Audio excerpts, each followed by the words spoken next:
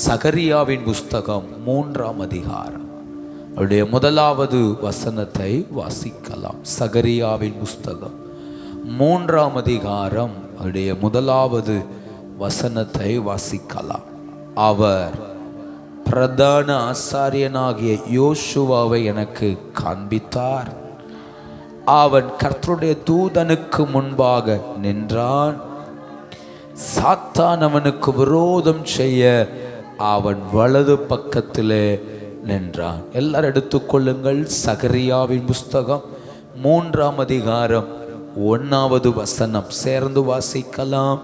அவன் பிரதான ஆசாரியனாகிய யோசுவாவை எனக்கு காண்பித்தார். அவன் கர்த்தருடைய தூதனுக்கு முன்பாக நின்றான். சாத்தான் அவனுக்கு விரோதம் செய்ய அவன் வலது பக்கத்தில் நின்றான். சகரியா எழுதின தீர்க்கதரிசன புஸ்தகம் எழுதப்பட்ட காலம் என்பது அவர்கள் எல்லாரும் இஸ்ரவேல் ஜனங்கள் புறப்பட்டு வந்து யூதா தேசத்தில் பிரவேசித்து அவர்கள் ஆலயத்தை கட்டுகிற பணியில் தீவிரம் அடைந்து கொண்டிருக்கும் போது, ஆலயத்தை கட்டுவதற்கான பிரயாசங்கள் எடுத்துக்கொண்டிருந்து ஒரு கட்டத்தில் சோர்ந்து போனார்கள். 16 வருஷமாய் தடைபட்டிருக்கிற ஆலயத்தை கட்டி எழுப்ப முடியாத அக்காலத்தில் தீர்க்க தரிசனம் உரைத்தவர்கள் ரொம்ப முக்கியமானவர் ஆகாயும் சகரியாவும். இந்த 2 பேரும் அக்காலத்தில் மிகப்பெரிய தீர்க்கதரிசிகளாய் இருந்தவர்கள். 16 வருஷமாய் ஆலயத்தை கட்ட முடியவில்லை. 16 வருஷமாய் ஆலயத்துக்கான எந்த முயற்சிகளையும் எடுக்க முடியவில்லை. அப்படி முடியாத காலத்தில் தேவ சமூகத்தில் ஒரு கூட்டம் ஜெபித்து கொண்டிருக்கிறது. அக்காலத்தில் ஆண்டவர் சில தரிசனங்களை சகரியாவுக்கு காண்பிக்கிறார். சகரியா 1ஆம் அதிகாரத்தில் தரிசனத்தை பார்க்கிறார். மிருது செடிக்குள்ளே ஒரு குதிரையின் மேல் ஒருவர் ஏறி உட்கார்ந்து இருக்கிறார். சிவப்பு குதிரையின் மேல் இருக்கிற ஒரு புருஷனை கண்டேன் என்று சொல்லுகிறார். அந்த புருஷன் பார்க்க தேவ தூதனானவரை போல் இருக்கிறான். அந்த தேவ தூதனானவருக்கு பின்பாக சிவப்பும் மங்கின நிறமும் வெண்மையுமான குதிரைகள் நிறைய இருக்கிறது. அப்போது அந்த தேவ தூதனானவர் இந்த தூதர்களை பூமி எங்கும் அனுப்புகிறார். அவர்கள் எல்லாரும் பூமி எங்கும் சுற்றி பார்த்து விட்டு அந்த தேவ தூதனானவரிடத்தில் வந்து ஒரு ஸ்டேட்மெண்ட் சொல்லுகிறார்கள். பூமி ரொம்ப அமைதியா இருக்கிறது, பூமி ரொம்ப அமெரிக்கையா இருக்கிறது, பூமி எங்கும் உலாவி பார்த்துட்டோம், ரொம்ப அமைதியா இருக்கிறது என்று சொல்லிவிட்டு அதில் இருக்கிற ஒரு தூதனானவரை பார்த்து கேட்கிறான், நீர் 70 வருஷமா இந்த தேசத்தின் மேல் கோபம் கொண்டிருக்கிறீரே, 70 வருஷமா இந்த ஜனத்தின் மேல கோபத்தோடு இருக்கிறீரே, 70 வருஷமாய் இந்த ஜனத்தை ரட்சிக்காதபடி ஏன் இவ்வளவு கோபத்தோடு இருக்கிறீர்? எப்போது இறங்குவீர்? எப்போது இரக்கம் செய்வீர்?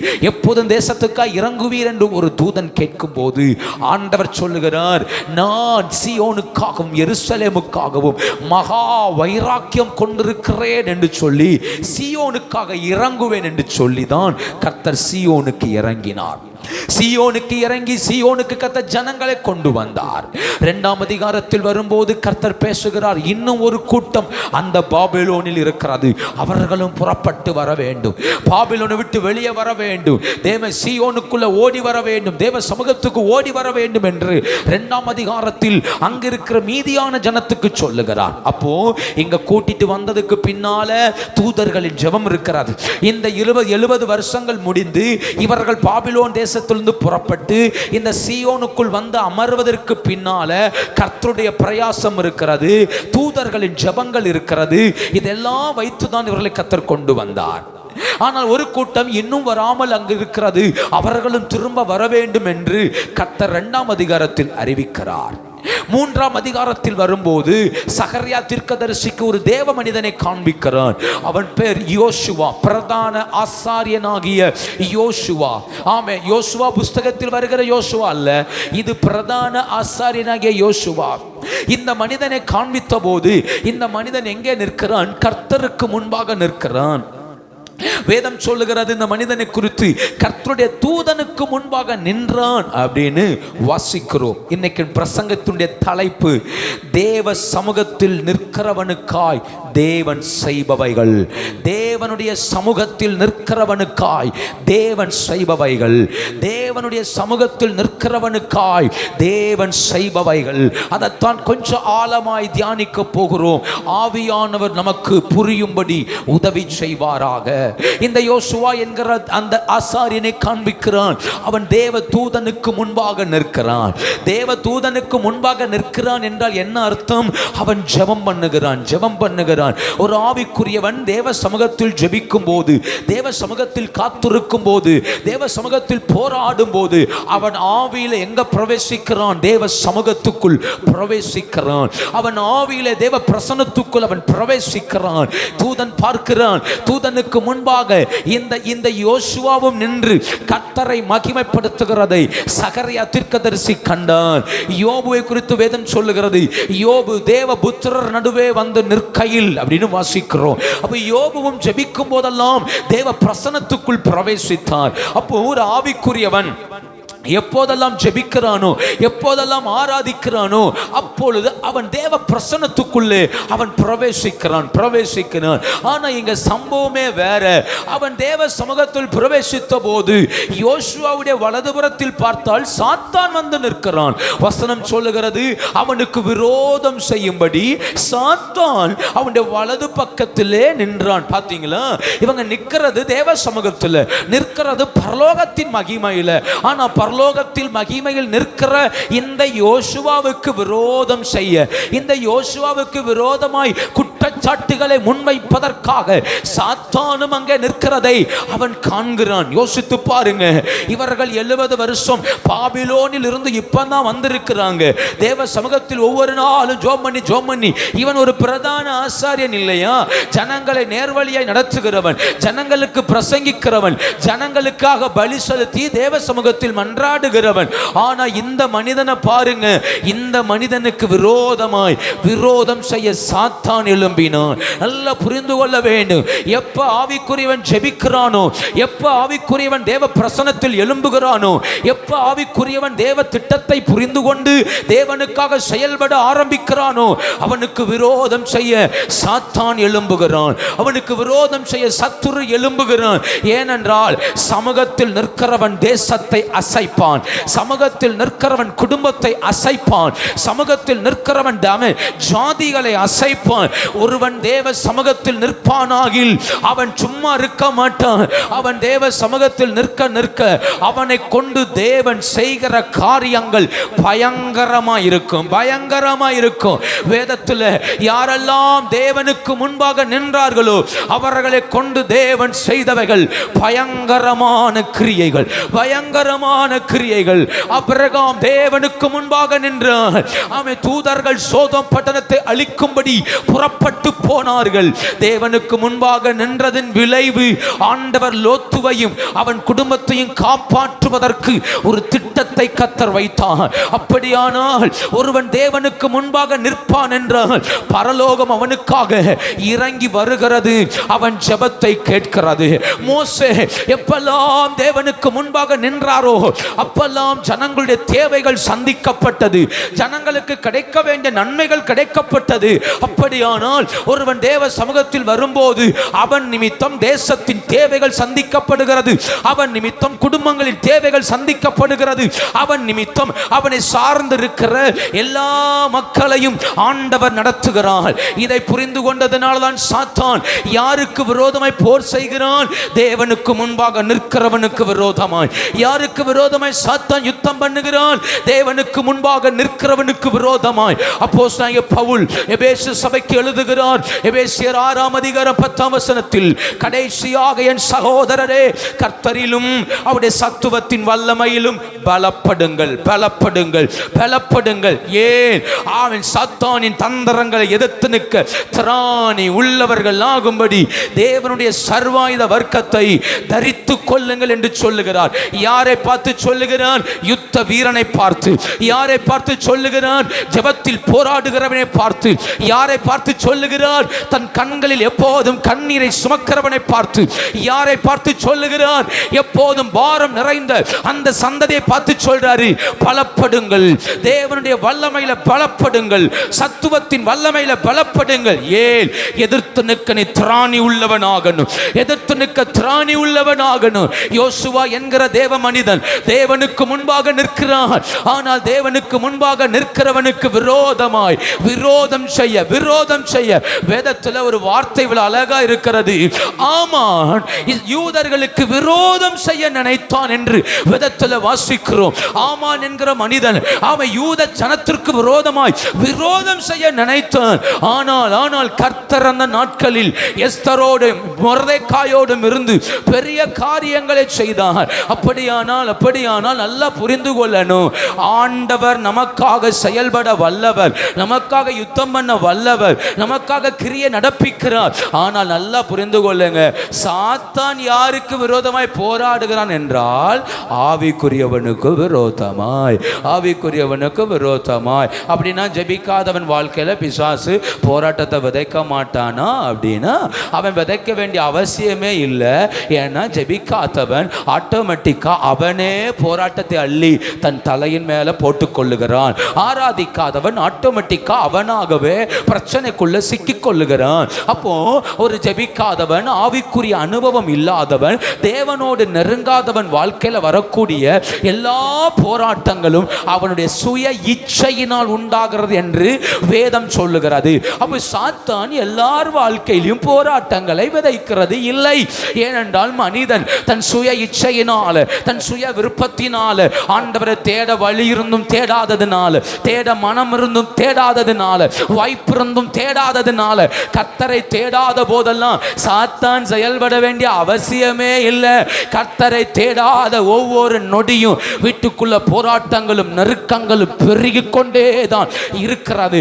ஏனென்றால் சாத்தானுடைய கண்ணோட்டம் எல்லாம் ஆவிக்குரியவன் மேல, ஜெபிக்கிறவன் மேல, தேவ சமூகத்தில் நிற்கிறவன் மேல, அவன் மேலேயே அவன் கண்ணோட்டமாயிருக்கிறான். இந்த கால வேளையிலே நான் யாருக்கு முன்பாக நிற்கிறேன் என்பதை நாம் உணரணும். நான் யாருக்கு முன்பாக நிற்கிறேன், நான் எங்கே நிற்கிறேன் என்பதை நாம் உணர்ந்து கொள்ள கர்த்தர் உதவி செய்வாராக. ஒன்று புரிந்து கொள்ளுங்க, கர்த்தருக்கு முன்பாக நிற்க தான் நம்ம வாழ்க்கை காப்பாற்றப்படும் என்பதை நல்லா புரிந்து கொள்ளணும். கர்த்தருக்கு முன்பு நிற்க தான் கர்த்தரால் நம்மளை மீட்டெடுக்க முடியும் என்பதையும் நாம் புரிந்து கொள்ளணும். ஆண்டவர் நம்மை தூக்க நம்ம ஒரு வாய்ப்பு கொடுக்கணும். ஆண்டவர் நம்மை ரட்சிக்க நம்ம ஒரு வாய்ப்பு கொடுக்கணும். ஆண்டவர் நம்மை பலப்படுத்த நம்ம ஒரு வாய்ப்பு கொடுக்கணும். நம்முடைய இருதயத்தில் ஒரு வாய்ப்புமே கர்த்தருக்கு கொடுக்காவிட்டால் ஆண்டவரால் நம்மை தூக்கி நிறுத்த முடியாது, ஆண்டவரால் ரட்சிக்க முடியாது, பாவத்திலிருந்து விடுதலையாக்க முடியாது. அப்போ ஆண்டவர் நம்மை மீட்டெடுப்பதற்கு நாம் நம்மை தேவனுக்கு முன்ன நிறுத்தணும். கர்த்தருடைய நாமம் மகிமைப்படுவதாக. எங்க வாசிக்கிறோம், குற்றம் சாட்ட வந்து நின்ன போது 2வது வசனம் சொல்லுகிறது, அப்பொழுது கர்த்தர் சாத்தானை நோக்கி, கர்த்தர் உன்னை கடிந்து கொள்வாராக. சாத்தானே, எருசலேமை தெரிந்து கொண்ட கர்த்தர் உன்னை கடிந்து கொள்வாராக. ஆண்டவர் சாத்தானை பார்த்து சொல்றாரு, தன்னுடைய நாமத்தில் சொல்ல, நான் உன்னை கடிந்து கொள்றேன்னு கர்த்தர் சொல்லல, அவர் தன்னுடைய அதிகாரத்திலிருந்து பேசுகிறார். கர்த்தர் உன்னை கடிந்து கொள்வாராக. தேவ சமூகத்தில் நிற்கிறவனுக்கு விரோதமாய் அவன் ஒன்றும் செய்யல. சகரியாவுக்கு, யோசுவாவுக்கு தெரியுமா தெரியாதான்னு தெரியல. ஆனா யோசுவா ஒவ்வொரு நாள் தேவனுக்கு முன்ன வந்து நிற்கிறான். ஒவ்வொரு நாள் கர்த்தருடைய முகத்தை நோக்கி பார்க்கிறான். அவ்வளவுதான் யோசுவாவுக்கு தெரியும். தனக்கு விரோதமாய் சாத்தான் போராடுகிறானா, மனுஷிகம் போராடுதா, அதெல்லாம் தெரியாது. அவன் தேவனுக்கு முன்பாக நிற்கிறான். இப்ப கர்த்தரே பேசுறாரு, கர்த்தர் உன்னை கடிந்து கொள்வாராக. சாத்தானே, எருசலேமை தெரிந்து கொண்டு கர்த்தர் உன்னை கடிந்து கொள்வாராக. நல்லா புரிந்து கொள்ளுங்க, ஆவிக்குரியவனுக்கு விரோதமாய் சாத்தான் எழும்பும் போதெல்லாம் ஒருவேளை நமக்கு அடையாளம் தெரியாம இருக்கலாம். என் வாழ்வில் நடக்கக்கூடிய எல்லா தோல்விகளுக்கும் பின்னணியத்தில் யார் இருக்கிறான்னு தெரியாம இருக்கலாம். என் வாழ்க்கையில் வரக்கூடிய எல்லா நஷ்டங்களுக்கும் பின்னணியத்தில் யார் இருக்கிறான்னு தெரியாம இருக்கலாம். ஆனா தேவ சமூகத்தில் நிற்க கர்த்தர் என்ன செய்கிறார்? பரலோகம் ஒரு கட்டளை இடுகிறது, கர்த்தர் உன்னை கடிந்து கொள்வாராக. சாத்தானே, எருசலேமை தெரிந்து கொண்ட தெய்வம் உன்னை கடிந்து கொள்ளுவாராக. அப்படியானால் கர்த்தருக்கு முன்பாக நிற்கிறவனுக்காக கர்த்தர் வழக்காடுகிறார். கர்த்தர் வழக்காடுகிறார். 1ஆம் அதிகாரத்தில் தூதன் பரிந்து பேசுகிறான். 70 வருஷமாய் இந்த ஜனம் எழும்பாமல் இருக்கிறதே, இறங்க மாட்டீரா என்று தூதன் பரிந்து பேசுகிறான். 3ஆம் அதிகாரத்தில் தூதன் அல்ல, கர்த்தரே பேசுகிறார். கர்த்தர் உன்னை கடிந்து கொள்வாராக. இந்த கால வேளையிலே ஆவிக்குரியவன் பலவீனனா இருக்கலாம், ஆவிக்குரியவன் சோர்ந்து போகிறவனா இருக்கலாம், ஆவிக்குரியவனால் எழும்பி போராடுகிற அளவுக்கு பலன் இல்லாமல் இருக்கலாம். ஆனால் ஒவ்வொரு நாளும் என்னை தேவனுக்கு முன்பாக கொண்டு நிறுத்த நிறுத்த நிறுத்த ஒரு நாள் கர்த்தர் சொல்லுகிறார். சாத்தானை பார்த்து அவன் ஒவ்வொரு நாளும் விரோதம் செய்ய வருகிறான், ஒவ்வொரு நாளும் குற்றஞ்சாட்ட வருகிறான், எதையாவது ஒன்றை கொண்டு வச்சு இவனை வீழ்த்துவதற்காய் போராடுகிறான். கர்த்தர் பார்த்தார். இப்ப சொல்றாரு, கர்த்தர் உன்னை கடிந்து கொள்வாராக. தேவ சமூகத்தில் நிற்கிறவனுக்காக ஆண்டவரை களத்தில் இறங்குகிறார். கர்த்தர் உன்னை கடிந்து கொள்ளுவாராக. யோசித்து பாருங்க, இந்த யோசுவாவுக்காய் பரிந்து பேச ஆள் இல்லை, யோசுவாவுக்காய் ஜெபிக்க ஆள் இல்லை, யோசுவாவுக்காக கை கோர்த்து சேர்ந்து போராட ஆள் இல்லை. இந்த மனுஷன் தனிமையில நிற்கிறான், தனிமையில கர்த்தருக்கு முன்ன போய் நிற்கிறான்.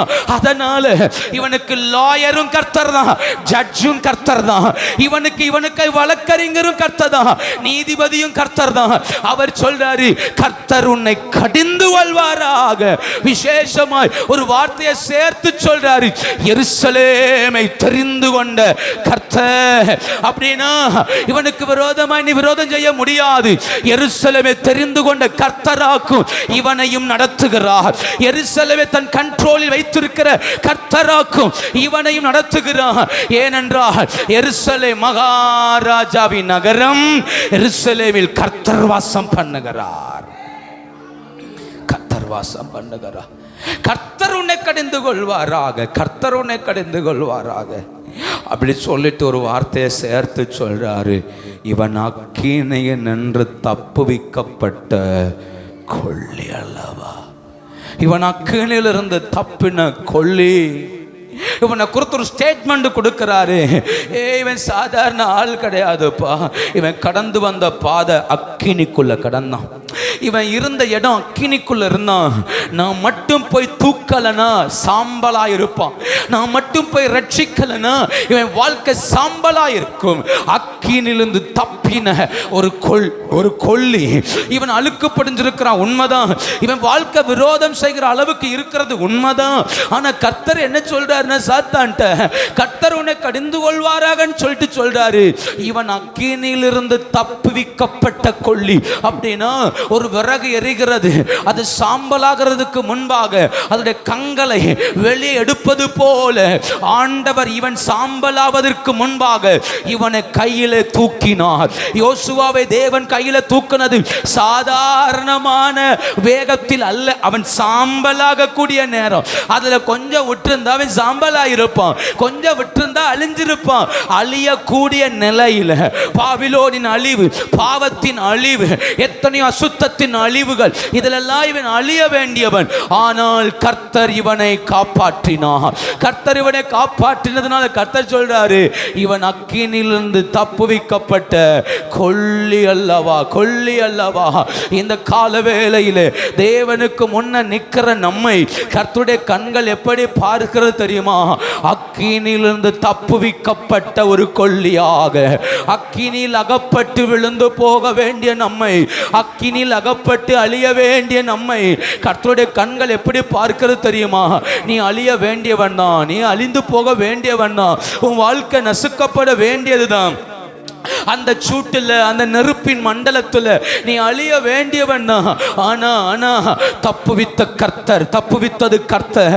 இன்னைக்கு சாத்தான் விரோதம் செய்கிறான். கர்த்தர் சொல்றாரு, அப்படியெல்லாம் நீ செய்ய முடியாதுப்பா, இவனை காப்பாற்றினதே நான் தானே, இவனை தப்புவித்ததே நான் தானே, இவனை மீட்டெடுத்ததே நான் தானே. இந்த கால வேளையில் எனக்கு விரோதமாய் சாத்தான் எழும்பும் போதெல்லாம் என் மீட்பை முன்ன நிறுத்துகிறார், என் ரட்சிப்பை கர்த்தர் முன்ன நிறுத்துகிறார். இவன் இவன் தப்புவிக்கப்பட்டது அக்கினி சூளைக்குள்ள, இவன் தப்புவிக்கப்பட்டது அக்கினியின் நெருப்புக்குள்ள. இவன் அழிவான் அநேகர் காத்திருந்தார்கள், இவன் அழிந்து போவான் உலகம் காத்திருந்தது. ஆனால் தப்புவிக்கப்பட்டது கர்த்தருடைய கரம் என்பதனால கர்த்தர் சொல்றாரு, இல்லை இல்லை, இவனுக்கு விரோதம் செய்ய ஒருவனாலும் முடியாது, இவனுக்கு விரோதம் செய்ய ஒருவனாலும் முடியாது, இவனுக்கு விரோதமாய் எழும்ப ஒருவனாலும் முடியாது.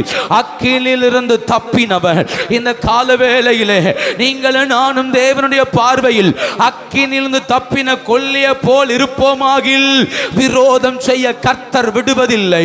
சாத்தான் விரோதம் செய்ய கர்த்தர் விடுவதில்லை. சூழ்நிலைகள் விரோதம் செய்ய கர்த்தர் விடுவதில்லை. சத்துருவின் அதிகாரங்கள் விரோதம் செய்ய கர்த்தர் விடுவதில்லை. ஏன் தெரியுமா? அக்கினியிலிருந்து தப்பின கொல்லி அல்லவா, அக்கினியிலிருந்து தப்பினவன், சாம்பலாக வேண்டியவன் தப்பினவன், தப்பினவன். இவன் சாதாரணமானவன் அல்ல.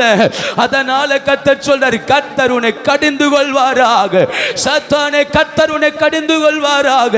இந்த கால வேளையிலே தேவ பிரசன்னத்துல நிற்கிற நான் புரிய வேண்டிய ஒண்ணு, நான் அக்கினிலிருந்து தப்பின ஒரு கொல்லி, நான் தேவ பிரசன்னத்தில் காப்பாற்றப்பட்ட ஒரு கொல்லி, கர்த்தருடைய கைகளில் அவருடைய கையினால காப்பாற்றப்பட்ட ஒரு கொல்லி. ஆமென் ஆமென். அந்த அக்கினி சூட்டுல கொஞ்சம் இருந்திருந்தா சாம்பலா இருப்போம், இன்னும் கொஞ்ச நேரம் கூட அந்த சூட்டின் வேகத்துல இருந்திருந்தா அழிஞ்சிருப்போம். ஆனா அழிய விடாமல் நம்மை காத்தது கர்த்தருடைய கிருபை, கிருபை.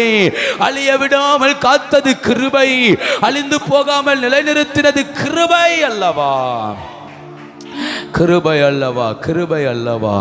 அக்கினியிலிருந்து தப்பினவன், அக்கினியிலிருந்து தப்பினவன் சொல்ற கர்த்தருக்கு முன்பாக நிற்கிறான். அவனை விரோதம் செய்ய சாத்தான் நிற்கிறான். கர்த்தர் சொல்றார், இல்லை, இவன் அக்கினியிலிருந்து தப்புவிக்கப்பட்ட கொள்ளை. இதெல்லாம் சொல்லும் போது சாத்தான் அந்த இடத்தை விட்டு கிளம்பிட்டான். அதுக்கப்புறம் சாத்தான் இல்லை. ஆனால் கர்த்தருடைய கண்கள் யோசுவாவை பார்க்கிறது. சாத்தான் அங்கிருந்து போயாச்சு, ஆனால் கர்த்தர் யோசுவாவை பார்த்தார். யோசுவாவை பார்த்தபோது யோசுவாவுடைய நிலை எப்படி இருந்தது? அந்த 3ஆம் வசனம் சொல்லுகிறது, யோசுவா அழுக்கு வஸ்திரம் தரித்து தூதனுக்கு முன்பாக நின்று கொண்டிருந்தான். சாத்தாங்க இல்லை, சாத்தாங்க இல்லை. ஆனால் இந்த யோசுவா எப்படி இருந்தான்? அழுக்கு வஸ்திரம் தரித்தவனாய் தூதனுக்கு முன்ன நின்னான்.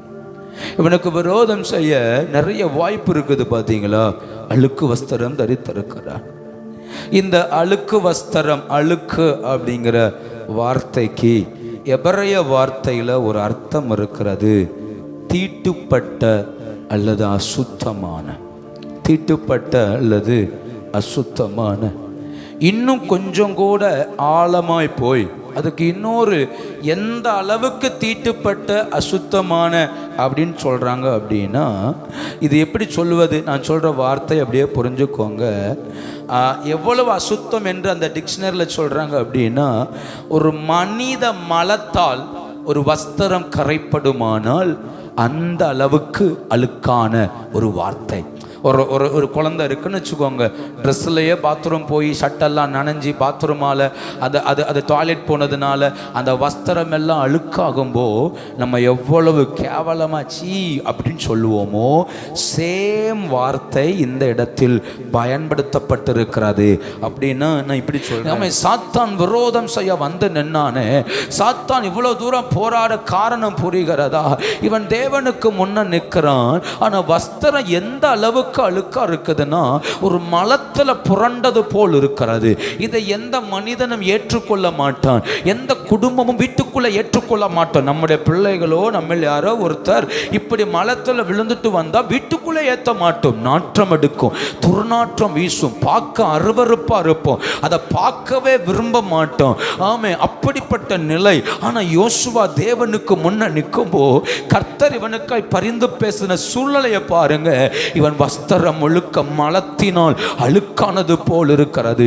அதனாலதான் சாத்தான் விரோதம் செய்ய வந்தான். இப்படிப்பட்ட ஒருவன் எப்படி தேவ பிரசன்னத்துக்குள் வர முடியும்? இப்படிப்பட்ட ஒருவனால் எப்படி கர்த்தருடைய ராஜ்யத்துக்குள் பிரவேசிக்க முடியும் என்றுதான் சாத்தான் அவ்வளவு தூரம் போராடினான். நான் ஒரு நாலு வார்த்தை எப்படி சொல்றேன், நான் எப்படி சொல்றேன்?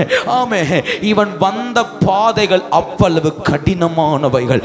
இந்த வஸ்திரம் அழுக்காகிறதற்கு இவன் வந்த பாதைகள் ஒரு காரணம். இவன் கடந்து வந்த பாதைகள், கடந்து போன சூழ்நிலைகள் எத்தனையோ நிலைகளை தாண்டி போயிருக்கிறான்.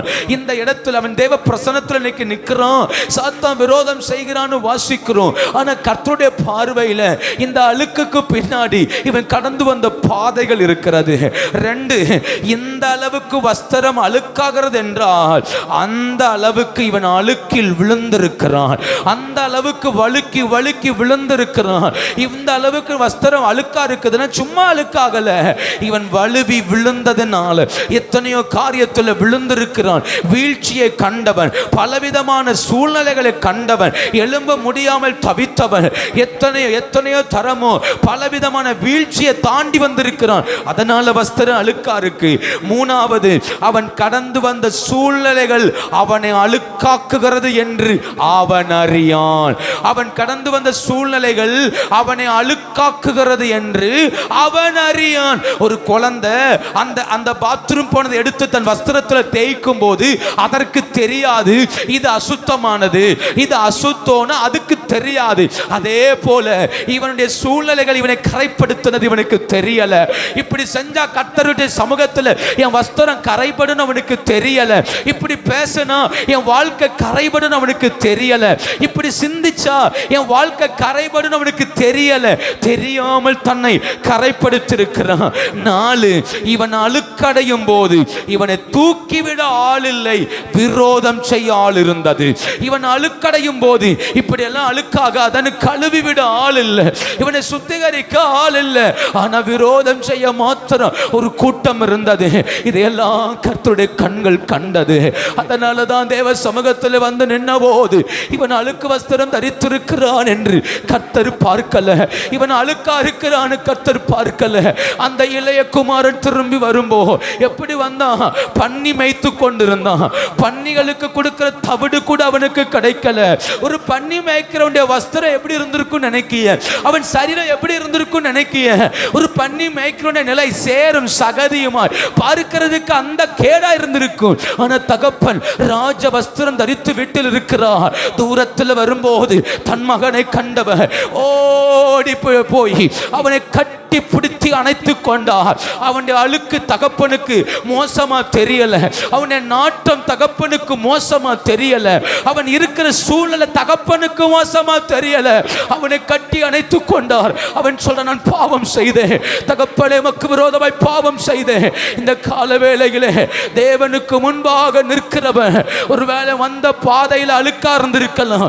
அவன் சூழ்நிலைகள் பல விதத்தில் அவனை அழுக்கடைய வைத்திருக்கலாம். அது ஆண்டவருக்கு ஒரு பிரச்சனையே இல்லை. ஆண்டவரை பொறுத்தவரை தன் சமூகத்தில் நிற்கிறவனை அவர் நோக்கி பார்க்கிறார். தம் சமூகத்தில் நிற்கிறவனை அவர் பார்க்கிறார். இந்த வார்த்தை அப்படியே பாருங்க. இவன் உடுத்திருக்கிற வஸ்திரம் சாதாரணமானது அல்ல. ஏசாயாவில் ஒரு வசனம் உண்டு அல்லவா? ஏசாயா எழுதின தீர்க்க தரிசன புஸ்தகத்தை திருப்பிக் கொள்ளுங்கள். ஏசாயா எழுதின தீர்க்க தரிசன புஸ்தகத்தில் ஒரு வார்த்தை உண்டு.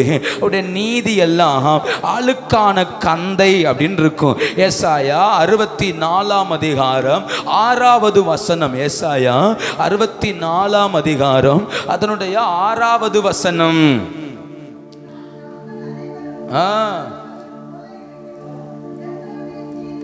எங்களுடைய நீதியெல்லாம் அழுக்கான கந்தைகளும் போதும், எங்கள் நீதிகள் எல்லாம் அழுக்கான கந்தையை போல் இருக்கிறது. நாங்கள் தேவனுக்கு முன்ன வந்து நிற்கிறோம். ஆனால் எங்கள் நீதிகள், நாங்கள் எதெல்லாம் நீதி நினைக்கிறோமோ அதெல்லாம் கர்த்தருடைய பார்வையில் எப்படி இருக்குது? அழுக்கான கந்தையை போல் இருக்கு.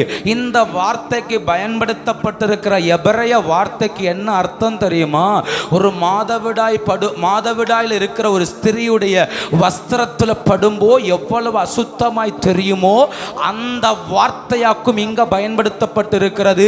நம்முடைய நீதிகள் எல்லாம் தேவனுடைய பார்வையில் அவ்வளவு அழுக்கானவைகள், அவ்வளவு அழுக்கானவைகள். நான் சொல்றது உங்களுக்கு புரிந்திருக்கும், அதுக்கு மேல நான் விளக்கல.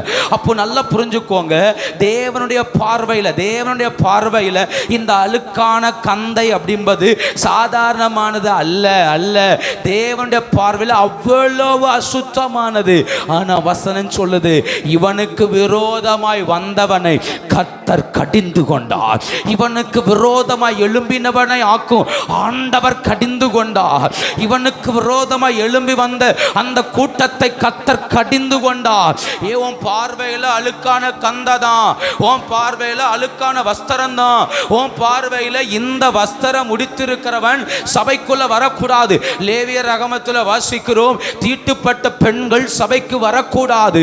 அதுவும் இந்த மாதவிடாய் காலங்களில் சபைக்குள்ள வரவே கூடாது. வசனம் அவ்வளவு ஸ்ட்ரிக்டா சொல்லுது. குழந்தை பெற்றெடுத்தா ஆம்பளை பிள்ளைனா 40 நாள், பெண் பிள்ளைனா 60 நாள் ஆலயத்துக்குள்ள வரக்கூடாது. இதெல்லாம் தீட்டு நாட்கள் அப்படின்னு பைபிள் சொல்லுது. அப்ப யோசித்துக்கோங்க, தீட்டுப்பட்ட ஒருவனால் பரிசுத்த ஸ்தலத்துக்கே வர முடியாது. ஆனா இங்க ஒருத்தன் உடுத்திருக்கிற வஸ்திரம் அந்த அளவுக்கு தீட்டுப்பட்டு இருக்கிறது, அந்த அளவுக்கு அழுக்காய் இருக்கிறது. ஆனா அவன் நிக்கிற இடமோ தேவ சமூகம், அவன் நிக்கிறதோ தேவனுடைய பரிசுத்த ஸ்தலம். இந்த கால வேளையிலே ஒன்னு புரிஞ்சுக்கோங்க, எனக்கு எல்லாம் சரியாகட்டும், என் வாழ்க்கையில எல்லாம் நார்மல் ஆகட்டும், அப்புறம் நான் கர்த்தரை தேடுறேன்னு ஒரு கூட்டம் சொல்லுது.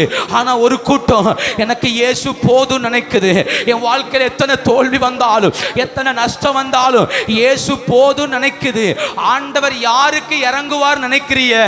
எனக்கு இயேசு போதும் என்று தன் வஸ்திரத்தையும் பாராமல், தன் நிலைகளையும் பாராமல் கர்த்தருக்கு முன்ன போய் நிற்கிறவனை பரலோகம் காண்கிறது.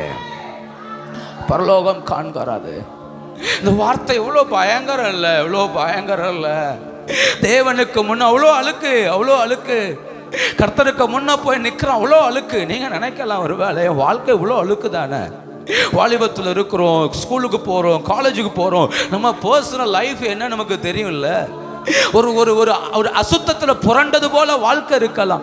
ஜீவியெல்லாம் அசுத்தமாகவே இருக்கலாம், எண்ணம் அசுத்தமாக இருக்கலாம், பேச்சு அசுத்தமாக இருக்கலாம், சுற்றி நடக்கிறவர்கள் அழுக்கா இருக்கலாம். நம்ம நினைப்போம், அழுக்கா இருக்கிற என்னால் எப்படி தேவ சமூகத்தில் போய் நிற்க முடியும்? அழுக்கா இருக்கிற என்னால் எப்படி கர்த்தரோடு உறவாட முடியும்? அழுக்கா இருக்கிற என்னால் எப்படி கர்த்தரோடு நடக்க முடியும்? இல்லையா? பல நேரங்கள் அப்படி நினைச்சு தான் கர்த்தரை விட்டு தூரம் போயிட்டே இருக்கிறோம். ஆனா வசனம் சொல்லுது, அழுக்கா இருக்கிறவன் தேவ சமூகத்துக்கு வந்தான். அழுக்கா இருக்கிறவன் கர்த்தருடைய பாதத்தில் வந்து நின்றான். அழுக்கா இருக்கிறவன் கர்த்தருக்கு முன்ன போய் நின்றான். நான் திரும்ப சொல்கிறேன், இவனை தூக்கி விட ஆள் இல்லை, இவனுக்காய் போராட ஆள் இல்லை, இவனுக்காய் ஜெபிக்க ஆள் இல்லை.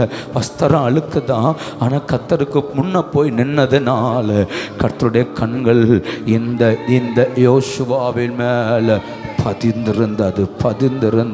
நல்ல வசனத்தை புரிந்து கொள்ளணும். நான் நிற்க வேண்டியது தேவ சமூகத்தில், உலகம் ஓடிட்டே இருக்குது. ஒரு கூட்டம் பணத்துக்கு பின்ன ஓடிட்டே இருக்குது, ஒரு கூட்டம் படிப்புக்கு பின்ன ஓடிட்டே இருக்குது, ஒரு கூட்டம் வேலைன்னு ஓடிட்டே இருக்குது. நீங்கள் எதை நோக்கி ஓடுகிறீர்கள்? உங்கள் வாழ்க்கை எதை நோக்கி ஓடுகிறது? நீங்கள் தேவ சமூகத்தை நாடுகிறீர்களா? தேவ சமூகத்தில் நிற்கிறீர்களா?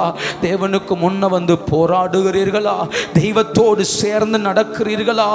இல்லை என்றால் இந்த பகல் புரிந்து கொள்ளணும், நான் தேவனுக்கு முன்ன போய் நிற்க வேண்டிய காலத்தில் வாழுகிறேன். என் பெர்ஃபெக்ட் என்னன்னு கர்த்தர் தேடல, என்னுடைய பெர்ஃபார்ம் என்னன்னு கர்த்தர் தேடல. கர்த்தர் தேடுவது வந்து நெல் சமூகத்தில் வந்து நெல். கர்த்தருக்கு தேவை சமூகத்தில் நிற்கிறவன், கர்த்தருக்கு தேவையுடைய பாதத்தில் வந்து நிற்கிறவன் வந்து நின்றால் என் சூழ்நிலைகளை மாற்றி எடுக்க கர்த்தர் வல்லவர். கர்த்தருடைய நாமம் மகிமைப்படுவதாக. வஸ்திரம் அழுக்கா இருக்கு, வாழ்க்கை அழுக்கா இருக்கு. வேதத்தில் ஒரு 4-3 வார்த்தை நான் சொல்றேன். இந்த அளவுக்கு அழுக்கா இருக்கிற அந்த அழுக்கை நீக்குவதற்கு வேதம் பயன்படுத்துகிற 3 ஆயுதங்கள் இருக்கிறது. ஆனால் யோசுவாவுக்கு அதை கர்த்தர் பயன்படுத்தலை, அதுக்கான வாய்ப்பும் இல்லை. பொதுவாய் ஒரு மனிதன் அழுக்கடைந்திருப்பான் என்றால் அவனை விடுவிக்கணும்னா ஒன்று சுட்டரிப்பின் ஆவியும் நியாயத்தின் ஆவியும் வரணும். சுட்டெரிப்பின் ஆவியும் நியாயத்தின் ஆவியும் வரணும். நியாயத்தின் ஆவியும் சுட்டெரிப்பின் ஆவியும் தான் இந்த அழுக்கை நீக்க முடியும். வேற எதாலும் நீக்க முடியாது. அழுக்கை நீக்குவதற்கு நியாயத்தின் ஆவியையும் சுட்டெரிப்பின் ஆவியும் கர்த்தர் தரணும். 2, இந்த அழுக்கை நீக்கணும்னா ஊற்று திறக்கப்படணும். ஊற்று திறக்கப்படணும். ஊற்றிலிருந்து வருகிற தண்ணி தான் இந்த அழுக்கை நீக்க முடியும், மற்றபடியால் நீக்க முடியாது. 3, வசனத்தை சாந்தமாய் ஏற்றுக்கொள்ளும் போதுதான் இந்த அழுக்கு மாறும். உட்கார்ந்து வசனத்தை கேட்டு வசனத்தை புரிந்து கொண்டு வசனத்துக்கு இருதயத்தை சாய்க்கும் போதுதான் இந்த அழுக்கு மாறும். ஏன்னா இது ஒரு கரை. 3 வார்த்தை திரும்ப சொல்ற. 1, நியாயத்தின் ஆவியும் சுட்டெரிப்பின் ஆவி இறங்கி வரணும். 2, ஊற்று திறக்கப்படணும். 3, வசனத்தை ஏற்றுக்கொள்ளும் போது, வசனத்தை ஏற்றுக்கொள்ளும் போது அப்பதான் இந்த அழுக்கு சுத்தமாகும். ஆனா யோசுவாவுக்கு இந்த 3க்கும் வாய்ப்பு இல்லை. இந்த 3ஐயும் யோசுவா மேல வைக்க ஒரு வாய்ப்புமே இல்லை, ஒரு வாய்ப்புமே இல்லை. இப்ப யோசுவாவை சுத்தமாக்கணும். கர்த்தருடைய பார்வையில அழுக்கா இருக்கிறான். ஆனா பல நாள் தேவ சமூகத்துல போராடுகிறான். வாழ்க்கை அழுக்கா இருக்கு, ஆனா ஜெபத்தை நிறுத்தல. வாழ்க்கை அழுக்கா இருக்கு. எந்த அளவுக்கு ஜெபித்து இருக்கிறான் பாருங்க. தேவ சமூகத்துல போய் நிக்கிற அளவுக்கு ஜெபித்து இருக்கிறான். பவுல் சொல்றாரு, நான் ஆவியில் இருக்கும் போது 3ஆம் வானம் வரைக்கும் எடுத்துக்கொள்ளப்பட்டேங்கிறார். அப்படின்னா அபிஷேகத்தினுடைய ஆழம் அது. அப்பதான் தரிசனத்துக்குள்ள போகிறது. இந்த யோசுவா என்ன அபிஷேகத்தின் ஆழத்துக்குள்ள போனார்லாம் தெரியாது. ஆனா இந்த அழுக்கு வஸ்திரத்தோடு இவன் நகர்ந்து நகர்ந்து நகர்ந்து எவ்வளவு தூரம் போனான் தெரியுமா? மகிமையின் ஆழம் வரைக்கும். மகிமையின் ஆழம் வரைக்கும். இது எத்தனை வருஷம் ப்ராசஸ் தெரியுமா? 16 வருஷ ஜெபம், 16 வருஷ பிரயாசம், 16 வருஷமாய் இவன் ஜெபித்த ஜெபங்கள் இவனை எங்க கொண்டு போய் நிறுத்திச்சுன்னா பிதாவின் சமூகத்தில் கொண்டு போய் நிறுத்தினது. யோசித்து பாருங்க. தேவனுக்கு முன்பாக நிற்பது என்பது சாதாரணமானவைகள் அல்ல. ஆவியில கர்த்தருடைய ராஜ்யத்துக்குள் பிரவேசித்து அவருக்கு முன்பாக நிற்கிறது சாதாரண விஷயங்கள் அல்ல. இந்த மனிதன் தேவனோடு நெருங்கி நெருங்கி நெருங்கி ஒவ்வொரு நாளும் ஜோமனி எந்த அளவுக்கு போயிட்டான்னா இப்ப ஜெபம்னு உட்கார்ந்தாலே இவன் ஆவி கர்த்தருடைய ராஜ்யம் வரைக்கும் போகுது. இவன் ஜெபம்னு உட்கார்ந்தாலே தேவ பிரசன்னத்தை சரீரத்திலே உணர்கிறான். ஜெபம்னு உட்கார்ந்தாலே கர்த்தருடைய மகிமையை பார்க்கிறான். ஜெபம்னு உட்கார்ந்தாலே தெய்வத்தோட உறவாடுகிறான். சாத்தானோடு போராட நேரம் இல்லை, பிரச்சனையோடு போராட நேரம் இல்லை, அசுத்தத்தோடு போராட நேரம் இல்லை. இவன் முழுக்க முழுக்க கர்த்தரை மட்டும் மகிமைப்படுத்துகிறான். ஏனென்றால் ஆராதித்து ஆராதித்து ஆராதித்து ஆவியில ஆழம் போயிட்டான். இவனுக்கு இப்ப சாத்தான் தெரியல, கண்ணுக்கு அசுத்தங்கள் கண்ணுக்கு தெரியல. இவனுக்கு தெரிந்தது ஒன்னே ஒண்ணு, ராஜ்யத்தின் மகிமை, ராஜ்யத்தின் மகிமை. வாழ்க்கை எப்படி இருக்கு? வாழ்க்கை மலத்தினால் அசுத்தமான வஸ்திரத்தை போல் இருக்கிறது. அவ்வளவு அழுக்கா இருக்குது. ஆனா ஆவி மாத்திரம் தெய்வத்தோடு இணைந்து இருக்கிறது. வெளிப்பிரகாரமான ஜீவியம் நசுக்கப்பட்டு இருக்கிறது, புறக்கணிக்கப்பட்டது போல அசுத்தமா இருக்குது. ஆனா ஆவி தெய்வத்தோடு நெருங்கி இருக்கிறது. இதுதான் சாத்தானுக்கு பொறுக்கல. இதுதான் சாத்தானுக்கு விரோதம் செய்ய ஒரு காரணமாக இருந்தது. ஏனென்றால் ஆவில நல்லா இருக்கா, வெளியில நல்லா இல்ல, பார்வை நல்லா இல்ல, அவனுடைய வெளி தோற்றம் நல்லா இல்ல, தோல்விக்கு மேல தோல்வி, அசுத்தத்துக்கு மேல அசுத்தம். இவன் எப்படியா தேவ பிரசன்னத்துக்கு போனான்? இவன் எப்படி தேவ சமூகத்தில்? அதனாலதான் சாத்தான் விரோதம் செய்ய எழும்பினான். கர்த்தரே அங்க இறங்கி வந்து, சாத்தானே எருசலேமை தெரிந்து கொண்ட கர்த்தர் உன்னை கடிந்து கொள்வாராக என்று சொல்ல காரணம், இவன் வெளிப்பிரகாரம் தோற்று போனாலும் ஆவியில கர்த்தரோடு நெருங்கினவன். வெளிப்பிரகாரத்தில் எதிர்பார்த்தது போல எதுவுமே இல்லட்டாலும் ஆவியில கர்த்தரோடு நடந்தவன். அதனாலதான் கர்த்தர் சாத்தானை கடிந்து கொண்டார். இந்த பகல் வேளையில் உங்கள் ஆவி மாத்திரம் தெய்வத்தோடு இணைந்திருக்குமானால் எருசலேமை தெரிந்து கொண்டவர், உங்களை பிரித்தெடுத்தவர் சாத்தானை கடிந்து கொள்வாராக. உங்களை அழைத்தவர் விரோதம் செய்கிறவனை கடிந்து கொள்வாராக. உங்களை பிரித்தெடுத்தவர் விரோதம் செய்கிறவனை கடிந்து கொள்வாராக. ஏனென்றால் அவருக்கு முன்பாக நிற்கிறவன் யோசுவா. அவருக்கு முன்பாக நிற்கிறவன் வஸ்திராளுக்கு, வாழ்க்காளுக்கு. ஆனா கடந்து போன ஆழம் ரொம்ப பெருசு, கடந்து போன ஆழம் ரொம்ப பெருசு. நான் ஒன்று சொல்றத நல்லா புரிஞ்சுக்கோங்க. ஆண்டவருக்கு இவன் ஆரம்பிச்ச உடனே, ஜெபம் பண்ண ஆரம்பிச்ச அன்னைக்கே இவன் வஸ்திரத்தை மாற்ற முடியுமா முடியாதா? முடியும். வாழ்க்கையை மாற்ற முடியுமா முடியாதா? முடியும். இவனுடைய ஜீவியத்தை மாற்ற முடியுமா முடியாதா? முடியும். ஆனா கர்த்தர் ஏன் தெரியுமா காத்திருந்தார்? இவன் இந்த அழுக்கோட கூடவே தேவனோடு நெருங்க நெருங்க நெருங்க அவர் காத்திருந்தார். இன்னும் நேரம் வரட்டும், இன்னும் சமயம் வரட்டும், இன்னும் கொஞ்சம் கூட கிட்டி வரட்டும். ஆண்டவர் பொறுத்திருந்தார். இவன் தேவன் எதிர்பார்க்கிற அந்த எல்லையை அடையும் வரைக்கும் கர்த்தர் காத்திருந்தார். கர்த்தர் காத்திருந்தார். கொஞ்சம் வசனத்தை கவனிக்கீங்களா? கொஞ்சம் வசனத்தை கவனிக்கீங்களா? நல்லா புரிஞ்சுக்கோங்க, நல்லா புரிஞ்சுக்கோங்க. தேவனுடைய ஆழம் என்பது சாதாரணமானது அல்ல, சாதாரணமானது அல்ல. ஆமே, ஸ்தோத்திர. கர்த்தர் நல்லவர். கொஞ்ச நேரம் நீங்க யாருமே ஆவில் நிரம்பக்கூடாது. நான் சொல்ற வசனத்தை மட்டும் புரியணும். எசேக்கியேலை ஆண்டவர் கைப்பிடிச்சு கூட்டிட்டு போறார். கைப்பிடிச்சு கூட்டிட்டு போகும்போது அவன் கடந்து போனது எவ்வளவு இருந்தது? கணுக்கால் அளவு. அடுத்து ஒரு 1000 முழம் அளந்து கொடுத்து அவனை இன்னும் கொஞ்சம் கூட கடந்து கூட்டு போனார். அது எவ்வளவு இருந்தது? முழங்கால் அளவு. அடுத்து ஒரு 1000 முழம் அளந்து கொடுத்து அவனை கூட்டு போனாரு. அது எவ்வளவு இருந்தது? இடுப்பளவு. அடுத்த ஒரு 1000 முழம் அளந்து கொடுத்தாரு. அங்க போய் நின்னா எவ்வளவு இருந்தது? நீச்சலாலம். யோசித்து பாருங்க. ஒரு மனுஷன் கணுக்கால், முழங்கால், இடுப்பளவு, நீச்சலாலம் வரைக்கும் ஆழத்துக்குள்ள என்ன செய்தான்? போனான். ஆவிக்குரிய வாழ்க்கையில நம்ம என்ன ஜெபம் பண்றோம்? என்ன இன்னொரு 1000 முழம் அளந்துட்டாங்க, நான் இன்னும் கொஞ்சம் ஆழத்துக்கு போகணும், இன்னும் கொஞ்சம் அபிஷேகத்துல போகணும், இன்னும் கொஞ்சம் ஆவில போகணும். இப்படி தானே போராடி ஜெபம் பண்றோம். இப்போ என் கதைக்கு வாங்க. யோசுவாவை ஆழத்துக்கு கூட்டிட்டு போனது யாரு? யோசுவாவை ஆழத்துக்கு கூட்டிட்டு போனது யாரு? யோசுவா கையை பிடிச்சி மகிமையின் ஆழத்துக்கு இழுத்துட்டு போனது யாரு? நான் இப்படி சொல்லி கடந்து போகிறேன். ஆண்டவரை தேடணும்னு நினைச்சிட்டா, ஆவியானவரோடு நெருங்கணும்னு நினைச்சிட்டா போதும். கையை பிடிச்சு இழுத்து கொண்டு போக அவர் வல்லவராய் இருக்கிறார். கையை பிடிச்சு இழுத்து கொண்டு போக அவர் போதுமானவர். ஏன்னா வாஞ்சை உள்ளவன கரையில விடுகிறவர் அல்ல. வாஞ்சை உள்ளவனுடைய வாழ்க்கை எவ்வளவு அழுக்கா இருந்தாலும் அவன் ஆத்துமா அவரை வாஞ்சிக்கிறதுனால அவனை கைப்பிடிச்சு 1000 முழம் 1000 முழம் 1000 முழம் இப்ப எங்க கூட்டு போய் விட்டுருக்கார் தெரியுமா? தேவ ராஜ்யத்துல, பரலோகத்தின் மகிமைக்குள்ள அங்க போய் நிற்கிறான். இந்த கால வேளையில ஒருவேளை நம்ம நினைக்கலாம், என் வெளிப்பிரகாரம் தோற்று போகிறது என்று. இல்ல இல்ல, உங்களை கர்த்தர் கைப்பிடிச்சு வச்சிருக்கிறார். உங்களை பிடிச்சிருப்பது கர்த்தர். ஏனென்றால் நீ அக்கினிலிருந்து தப்பின கொல்லி அல்லவா? நீ தப்புவிக்கப்பட்டவன். இந்த ஒரு கொல்லி போதும் ராஜ்யத்தை கொளுத்துவதற்கு. இந்த ஒரு கொல்லி போதும் பலிபீடங்களை அனல் மூட்டுவதற்கு. தப்புவிக்கப்பட்டவனுடைய கையை பிடிச்சவருக்கு தெரியும், இந்த அழுக்கு வஸ்திரம் ஒரு நாள் மாறுவது மகிமையாய் மாறும். இந்த அழுக்கு வஸ்திரம் மாறுகிற அன்று சாத்தான் நடுங்குவான், நரகம் நடுங்கும், பாதாளம் பயப்படும். அதனாலதான் கர்த்தர் வெயிட் பண்ணார். அப்போ நல்லா புரிஞ்சுக்கோங்க. கைப்பிடிச்சு கூட்டு போனவருக்கு தெரியுங்க இவன் அழுக்காத்தான் இருக்கிறான்னு. அன்போடு தோல்ல கை போட்டு நடத்துனவருக்கு தெரியும் இவன் அழுக்காத்தான் இருக்கிறான்னு. இதை சொல்லி கொடுக்க சாத்தான் தேவையே இல்லை. ஆண்டவருக்கு நல்லாவே தெரியும் இவன் வாழ்க்கை அழுக்குதான். எந்த அளவுக்கு?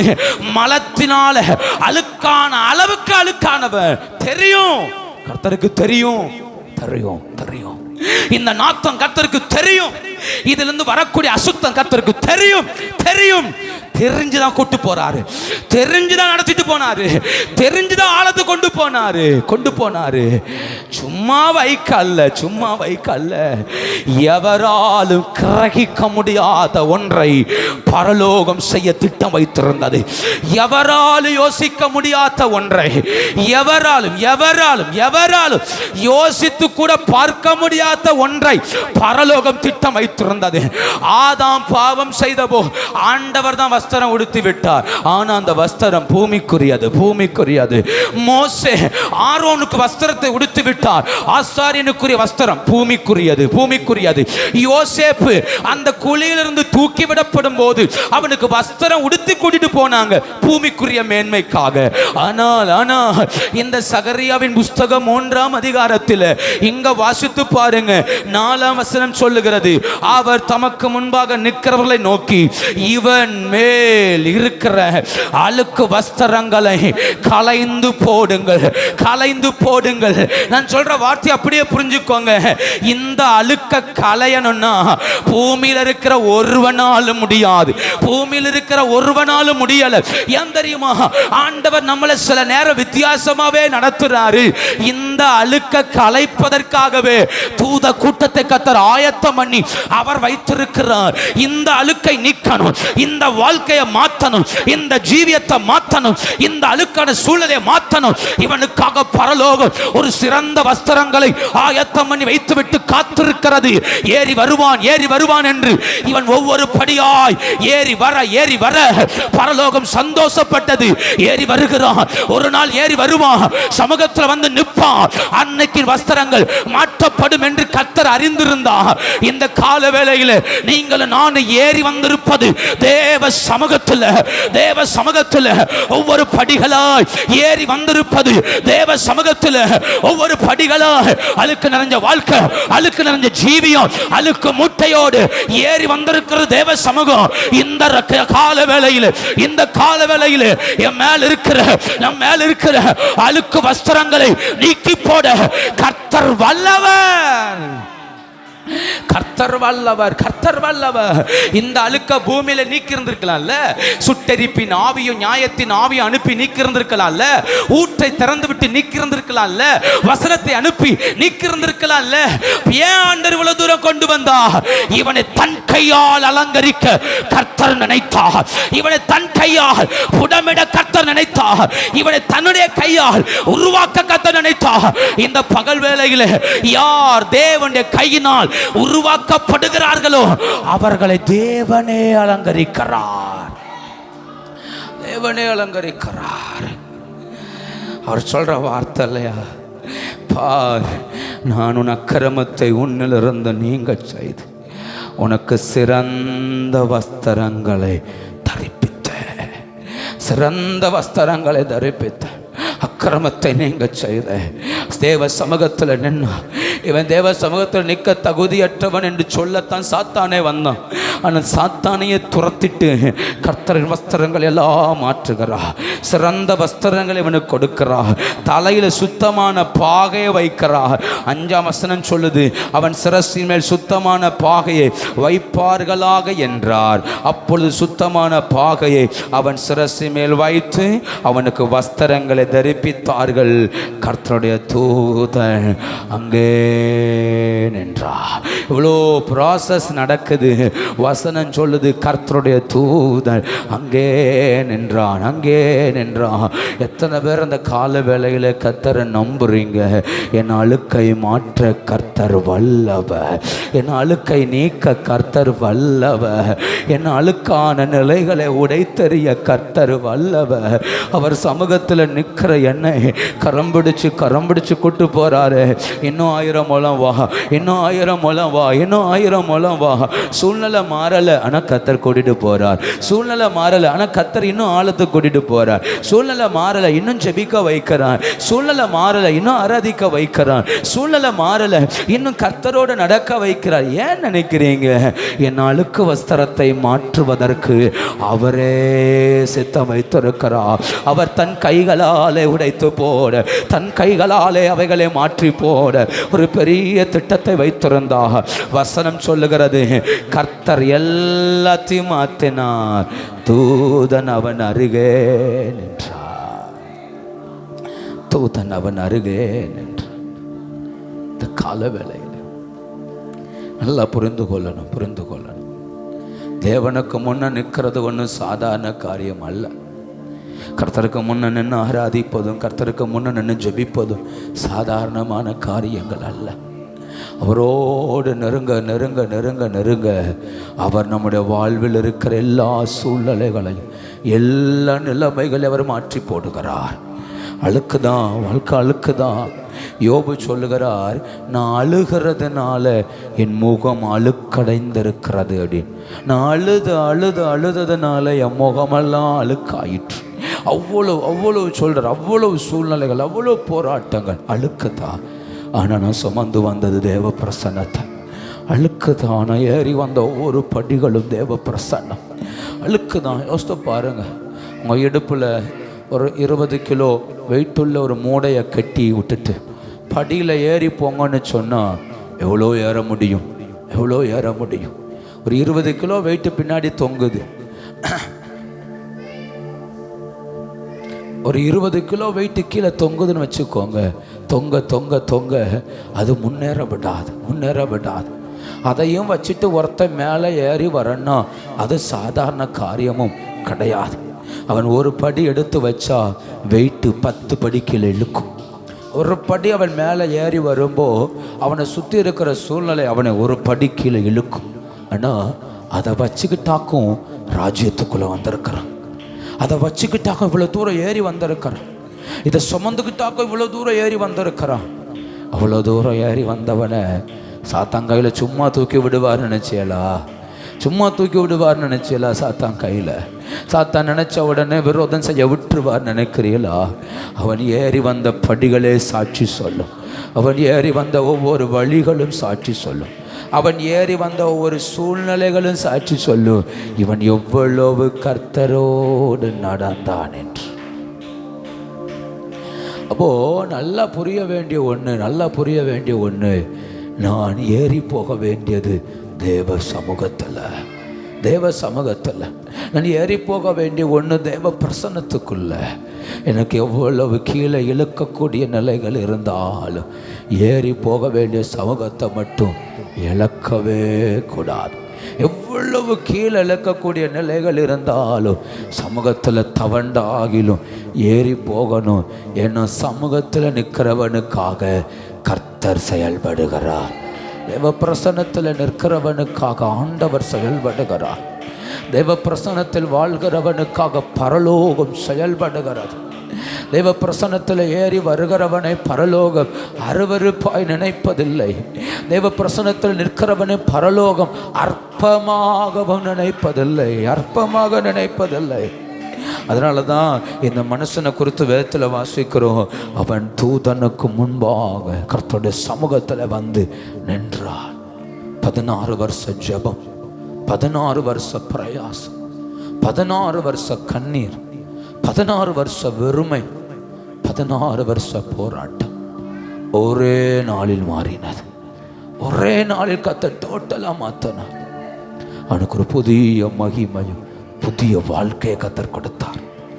கொடுத்துட்டு அவன்கிட்ட ஒன்று மட்டும் சொன்னார் ஆண்டவர். 7வது வசனத்தை பாருங்க. சேனைகளின் கர்த்தர் உரைக்கிறது என்னவென்றால், நீ என் வழிகளில் நடந்து என் காவலை காத்தால் என் ஆலயத்தில் நியாயம் விசாரிப்ப. போதும். ஒரே ஒரு வார்த்தையை சொல்ற. நீ ஏறி வந்துட்ட. உங்களுக்கெல்லாம் நான் மாற்றிட்டேன். உன் வஸ்திரத்தை சிறந்த வஸ்திரமாக மாற்றுறேன். ஆனால் ஏறி வந்த உனக்கு ஒன்று புரிஞ்சுக்கோ, என் வழியில் நடந்து என் காவலை காத்துக்கோ. அந்த வார்த்தை பார்த்தீங்களா? என் வழியில் நடந்து என் காவலை காத்தால் என் ஆலயத்தில் நியாயம் விசாரிப்பார். அப்படின்னா இந்த வஸ்திரம் களையாமல் இருக்குங்கிறார். இந்த வஸ்திரம் இனி அழுக்கடையாமல் இருக்கும். இந்த வஸ்திரம் பாதுகாக்கப்படும். எப்ப? என் வழியில் நடந்துக்கோ. என் வழியில். 86ஆம் சங்கீதம் 11ஆம் வசனத்தில் தாவீது ஜெபிக்கிறார், உமது வழி எனக்கு போதியும் என்று. உமது வழி எனக்கு போதியும், நான் உம்முடைய சத்தியத்தில் நடப்பேன். 25ஆம் சங்கீதம் 12ஆம் வசனத்தில் தாவீது சொல்லுகிறார், கர்த்தருக்கு பயப்படுகிற மனுஷன் எவனுக்கோ அவனுக்கு தாம் தெரிந்து கொள்ளும் வழியை போதிப்பார். அப்போ எனக்கு போதியும் என்பது ஜெபம். அப்படி ஜெபிக்கிறவனுக்கு கர்த்தர் வழியை போதிக்கிறார். தாம் தெரிந்து கொள்ளும் வழியே. நான் தெரிந்து கொள்ளுகிற வழி அல்ல, அவர் தெரிந்து கொள்ளுகிற வழிய, அவர் கூட்டிட்டு போற பாதைய, அவர் கூட்டிட்டு போற வசனத்தின் வெளிச்சத்துல அந்த வழியை காண்பிக்கிறார். அப்போ நல்லா புரிந்து கொள்ளணும். ஆண்டவர் தம்முடைய பாதையில நாம் நடக்க வேண்டும் என்பதை அவர் எதிர்பார்க்கிறார். சாத்தானை கடிந்து கொண்டார், சூழ்நிலைகளை மாற்றினார், எல்லாத்தையும் மாற்றிட்டு ஆண்டவர் சொல்றாரு, என் வழி நடப்பியா, என் காவலை காத்துக்கோ. இது ரெண்டு ரொம்ப முக்கியமானது. தேவனுடைய வழி என்னன்னு தெரியணும்னா நல்ல வசனத்தை வாசிக்கணும். வசனத்துல தான் கர்த்தருடைய வழி இன்னதென்று போதிக்கப்படுகிறார். அவருடைய காவலை காக்கணும்னா நல்லா ஜெபிக்கணும். அப்போ வேத வசனமும் ஜெபமும் எங்க இருக்குதோ கர்த்தர் சொல்றாரு, என் ஆலயத்துல நீ இருப்ப. இங்க இருக்கிறவர்களுக்குள்ளே உனக்கு ஒரு இடத்தை நான் என்ன செய்வேன், உண்டாக்குவேன்னு கர்த்தர் சொல்றாரு. இந்த கால வேளையில நல்லா புரிந்து கொள்ளணும். நான் ஏறி வர வேண்டியது தேவ சமூகத்தில். அதல்லாமல் ஜெயத்தை காண வேற வழி இல்லை. இது அல்லாமல் விடுதலை காண்பதற்கு வேற வழி இல்லை. வசனம் தெளிவா சொல்லுது இல்லையா, ஏறி வாருங்கள். அவன் எவ்வளோ ஏறி போனான் பார்த்தீங்களா, கர்த்தர் அங்க நிறுத்தினார்.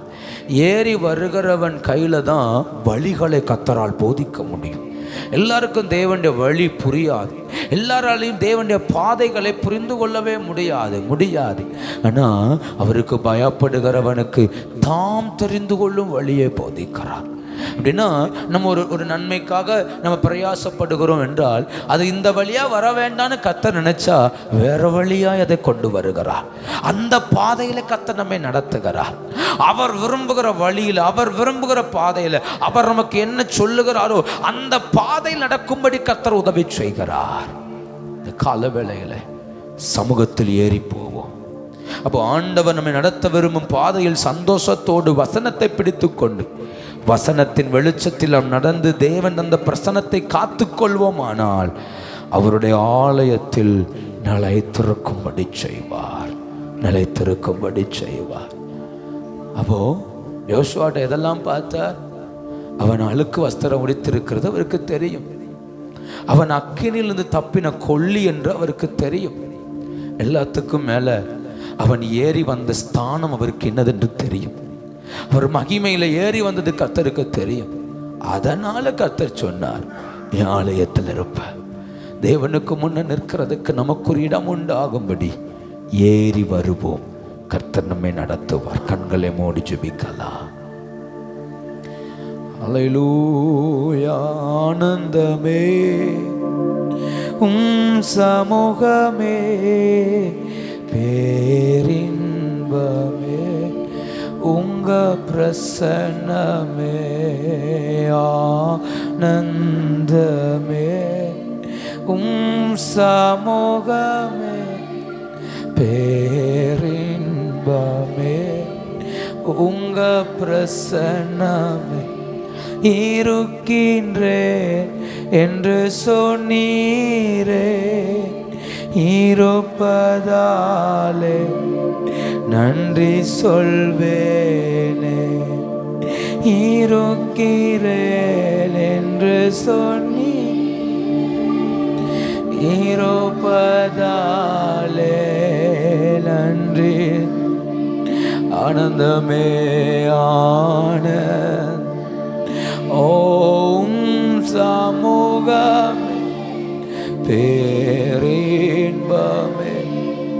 உங்க பிரசன். ஆனந்தமே ஆனந்த சமூகமே பேரின்பமே உங்க பிரசன்னமே இருக்கிறே என்று சொன்னீரே. இருப்ப நன்றி சொல்வேனே. இருக்கிறேன் என்று சொன்னீரே, இருப்பதாலே நன்றி சொல்வேனே. அவருடைய கண்கள் அவருடைய பிரசன்னத்தில் ஏறி வருகிறவனை காண்கிறார். அவருடைய கண்கள் அவருடைய சமூகத்தில் ஏறி வருகிறவனை காண்கிறார். எத்தனை பேர் இந்த கால வேளையில கர்த்தரை ஸ்தோத்திரம் பண்ணுறீங்க? அல்லேலூயா. வஸ்திரம் அழுக்குதான், ஆனா அவனால் ஆராதிக்காம இருக்க முடியல.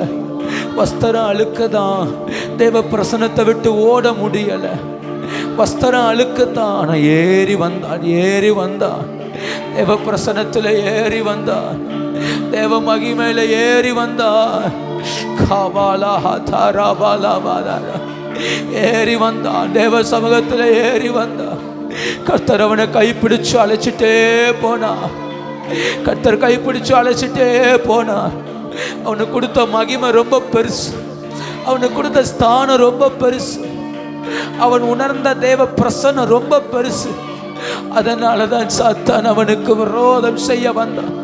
அதனாலதான் சாத்தான் அவனுக்கு விரோதம் செய்ய வந்தான். கர்த்தரை ஸ்தோத்திரம் பண்ணுங்க, கர்த்தரை ஸ்தோத்திரம் பண்ணுங்க, கர்த்தரை ஸ்தோத்திரம் பண்ணுங்க. ஆண்டவரை மகிமைப்படுத்துங்க. அந்த கால வேளையில எத்தனை பேர் கர்த்தரை ஸ்தோத்திரம் பண்றீங்க? அவன் ஏறி வந்த ஸ்தானம் எவ்வளவு பெருசு தெரியுமா? அவன் ஒவ்வொரு நாளும் தேவனுக்கு முன்ன ஏறி ஏறி ஏறி வருகிறத சாத்தான் கண்டான், சாத்தான் கண்டான். அதனாலதான் அவன் ஏறி வருகிற ஸ்தானத்தை அழிப்பதற்காக சாத்தான் போராட ஆரம்பித்தான். ஏறி வந்த ஸ்தானத்தை அழிப்பதற்காக சத்துரு போராட ஆரம்பித்தான். ஏறி வந்த ஸ்தானத்தை அழிப்பதற்காக சத்துரு போராடினான். இந்த காலவேளையில கர்த்தரை ஸ்தோத்திரம் பண்ணுங்க, ஆண்டவரை மகிமைப்படுத்துங்க, ஆண்டவரை மகிமைப்படுத்துங்க. ஆதரமா நாம ஷாக்காவாலவாதரா ஔடவாலமா ரியாந்தராதரா ரேக துடமனம ௌடியாந்தரா ரிக்கமனம ஷாந்தேலே. நல்ல கர்த்தரை ஸ்தோத்திரம் பண்ணணும். ஆதாராக துடாதரா ஏறி வருகிறதை காண்கிறவ, ஏறி வருகிறதை காண்கிறவ, நீ ஏறி வருகிறதை காண்கிறவ கர்த்தரை மகிமைப்படுத்தணும். இந்த கால வேளையில கர்த்தரை மகிமைப்படுத்தணும். இஸ்ரவேலின் ராஜாவை உயர்த்தணும். ஹல்லேலூயா, ஹல்லேலூயா. கர்த்தர் நல்லவர், கர்த்தர் நல்லவர். நல்ல கர்த்தரை ஸ்தோத்திரம் பண்ணணும், நல்ல கர்த்தரை மகிமைப்படுத்தணும். தேவ பிரசன்னத்துக்காக கர்த்தரை உயர்த்துங்க பார்க்கலாம். ஆண்டவர் எழுந்தருளுவாராக. ஒரு மனதோட ஜெபிக்கணும், ஒரு மனதோட ஜெபிக்கணும். வேடிக்கை பார்க்காதீங்க, வேடிக்கை பார்க்காதீங்க. இது வேடிக்கை பார்க்கிற நேரம் இல்ல. அழுக்கோட ஏறி வா, அழுக்கோட ஏறி வா, அந்த துக்கத்தோட ஏறி வா, அந்த போராட்டத்தோட ஏறி வா. அதரக துடபலமதரா ரிக்கபலமரியாந்தரா. நீ சுமக்கிற அந்த பாரத்தோட ஏறி வா. இந்த காலவேளையில கர்த்தரை ஸ்தோத்திரம் பண்ணுங்க, ஸ்தோத்திரம் பண்ணுங்க. பரிசுத்த ஆவியானவர் நம்மை பலப்படுத்துறார். யோசுவாவே ஏறி வா, ஏறி வா, ஏறி வா. காலாஹாதாரா. நீ ஏறி வருகிற உன் பாதங்களை பரலோகம் காண்கிறது, பரலோகம் காண்கிறது. நீ ஏறி வருகிற உன் பாதங்களை பரலோகம் காண்கிறது. ஔடபாலமா ஷக்கபாலமதரா. உன்னை அழுக்காக்குற சூழ்நிலைகளை பரலோகம் காண்கிறது. ஸ்தோத்திரம் பண்ணு, ஸ்தோத்திரம் பண்ணுங்க. ஆண்டவரை மகிமைப்படுத்துங்க. அதரக துடமனமதரா ரிக்கபாலமதரா. 21 நாளாய் நீ ஏறி வந்தத கர்த்தர் பார்த்திருக்கிறார், கர்த்தர் பார்த்திருக்கிறார். 21 நாளாய் தேவ சமூகத்தில் நீ ஏறி வந்ததை கர்த்தர் பார்த்திருக்கிறார். கர்த்தரை ஸ்தோத்திரம் பண்ணுங்கள். ரக்கமனா ஹதுடா அல்பரா துடமனமா அதேரேமனமா ஷக்கபலபதரா ரிக்கபலபௌடி அந்தரா. நீ ஏறி வந்ததை கர்த்தர் பார்த்தார், கர்த்தர் பார்த்தார். அதரக துடமனமதரா ரிக்கபலபௌடி அந்தரா. கர்த்தரை ஸ்தோத்திரம் பண்ணுங்க, கர்த்தரை ஸ்தோத்திரம் பண்ணுங்க. அதேரேமனமா ஷக்கபலபதரா ஔடபலமரியாந்தரா. ஒரு தேவ மகிமை இறங்கிக் கொண்டிருக்கிறது. இந்த பகல் வேளையில் ஒரு பலத்த மகிமை இறங்கிக் கொண்டிருக்கிறது, ஒரு பலத்த அபிஷேகம் இறங்கிக் கொண்டிருக்கிறது. ஔடபலமா ஷக்கபலமா நல்லா துதிக்கணும், நல்லா துதிக்கணும், நல்லா ஜெபிக்கணும். விடாதீங்க, விடாதீங்க. ஆண்டவரை பிடிச்சு ஜெபம் பண்ணுங்க. அதரக துடமனமதரா. உங்க பிரசன்னத்துல ஏறி வருகிறேன், உங்க பிரசன்னத்துல ஏறி வருகிறேன். கர்த்தரை உயர்த்துங்க. உங்க பிரசன்னத்தில் ஏறி வருகிறேன். ரிக்கபாலமா ரியாந்தரா அதரக துடாதரா. அந்த பிரச்சனையோட ஏறி வா, அந்த கண்ணீரோட ஏறி ஏறி வா, அந்த போராட்டத்தோட ஏறி வா, அந்த அழுக்கோட ஏறி வா.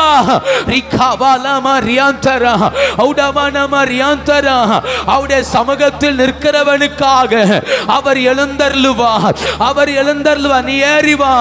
1000 பேர் விரோதம் சொல்லலாம், ஏறி வா. 1000 பேர் உனக்கு விரோதமாய் எழும்பலாம், ஏறி வா.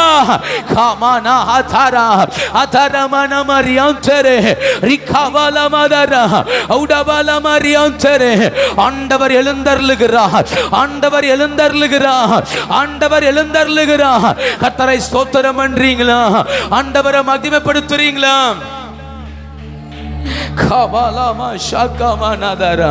ஓ, இருதயத்தை கொஞ்சம் திறந்து கொடுங்க, தயவு செய்து இருதயத்தை கொஞ்சம் திறந்து கொடுங்க.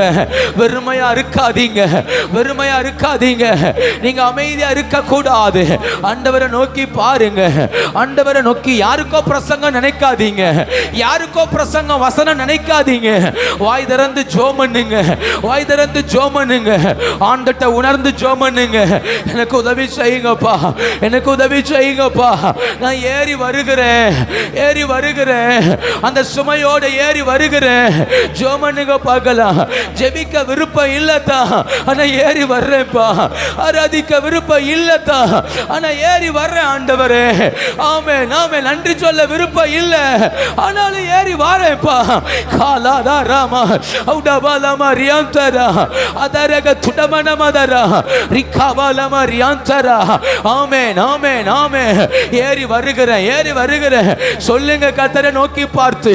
சூழ்நிலைகளை பெருசா பார்க்காத, சூழ்நிலைகளை பெருசா பார்க்காத. கர்த்தரை ஒண்ணு சொல்லு, ஏறி வர்றேன்ப்பா, ஏறி வருகிறேன், ஏறி வருகிறேன். அதரக துடமனமதரா அல்பரா துடாதரா ரித்தரவௌடி அந்தரே ரேகமனம சந்தனா அதரபலவௌடி அந்தரா. ஏறி வருகிறேன், ஏறி வருகிறேன். அந்த அழுக்கோட ஏறி வருகிறேன். அதரகனதரா.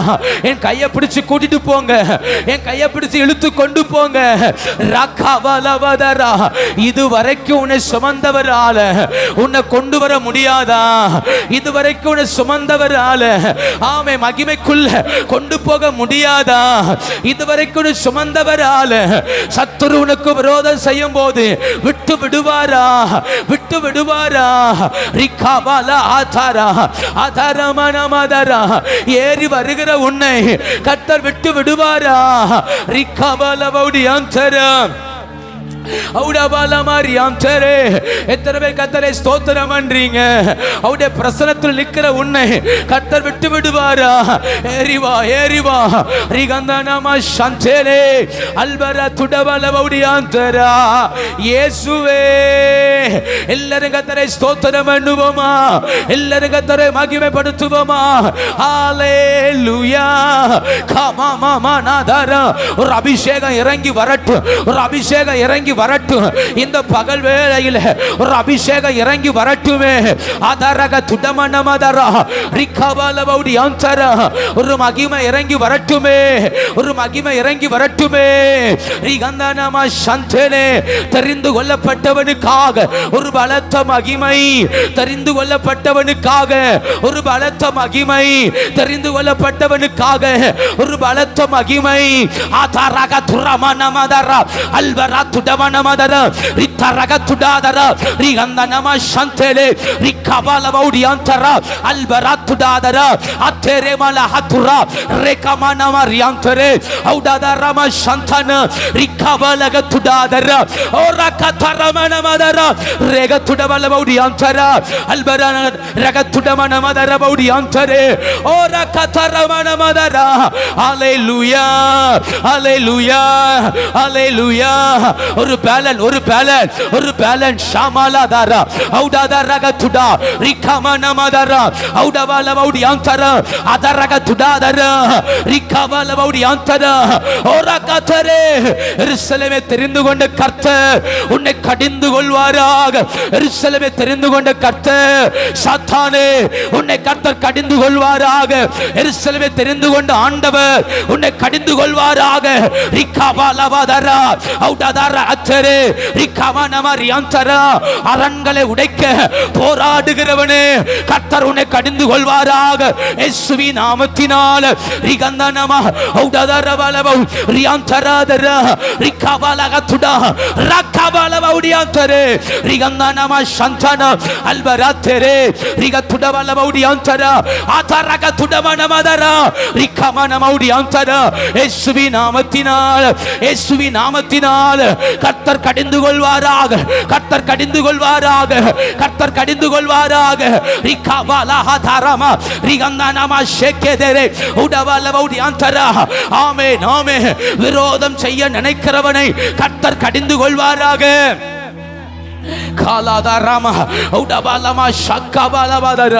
விரோதம் செய்ய நினைக்கிறவன் கர்த்தர் கடிந்து கொள்வாராக, கர்த்தர் கடிந்து கொள்வாராக, கர்த்தர் கடிந்து கொள்வாராக.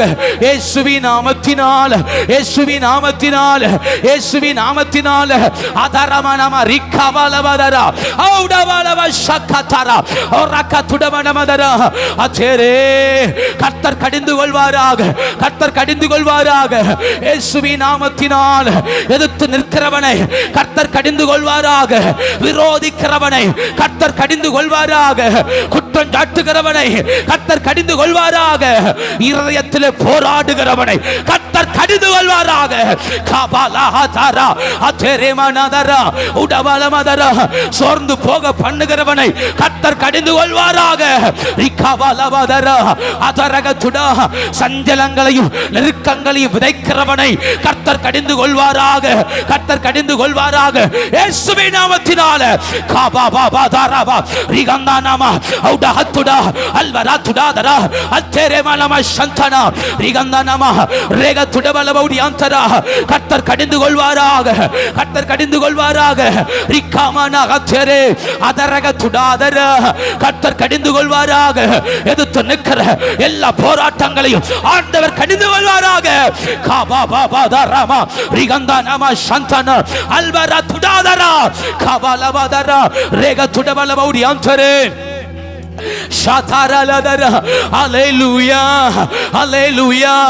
சத்தம் உயர்த்தி கர்த்தரை ஸ்தோத்திரம் பண்ணுங்கள், சத்தம் உயர்த்தி கர்த்தரை உயர்த்துங்கள், சத்தம் உயர்த்தி, சத்தம் உயர்த்தி ஆண்டவரை மகிமைப்படுத்துங்கள். ஆவியானவர் விடுவிக்க வேண்டும் என்றால் வாய் திறக்கணும், வாய் திறக்கணும். ஆவியானவர் இந்த பகல் வேளையில் அவர் கடிந்து கொள்ள வேண்டும் என்றால் வாய் திறங்க. இயேசுவின் நாமத்தினால் கர்த்தர் கடிந்து கொள்வாராக, கடிந்து கொள்வாராக. இயேசுவின் நாமத்தினால் ஆதாரலவ சக்கமனதரா ஓரக்கதுடாதரா அதரபவுடியாந்தரா ஔடதரா அத்தரே ரிக்கமனமரியாந்தரா. ஆண்டவர், ஆண்டவர் எல்லா அந்தகாரங்களையும் இப்ப கடிந்து கொள்வாராக. அதரபலவ சந்தனா உடவலவதரா ரிக்கவலபவுடியாந்தரா கர்த்தர் கடிந்து கொள்வாராக.